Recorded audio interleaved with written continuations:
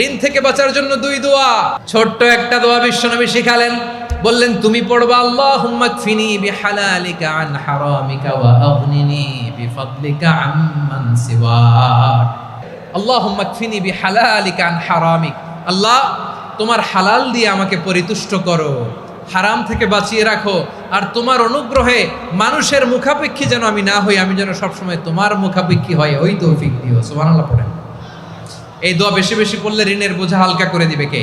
আল্লাহুম্মা ইন্নী আউযু বিকা মিনাল হাম্মি ওয়াল হাযান ওয়া আউযু বিকা মিনাল জুবনি ওয়াল বুখল ওয়া আউযু বিকা মিন গালাবাতিদ দাইনি ওয়া কাহরির রিজাল। ও আল্লাহ, তোমার কাছ থেকে দুশ্চিন্তা থেকে পানাহ চাই, কৃপণতা, ভীরুতা, অলসতা, কার্পণ্যতা, এই সব কিছু থেকে, মানুষের কঠোরতা, আমার উপর মানুষের আধিপত্য এবং ঋণের বোঝা থেকে পানাহ চাই। এই দোয়া যদি তুমি পড়ো, পাহাড় পরিমাণে যদি ঋণের বোঝা হয়, আল্লাহ এটা পরিশোধের ব্যবস্থা করে দেবে।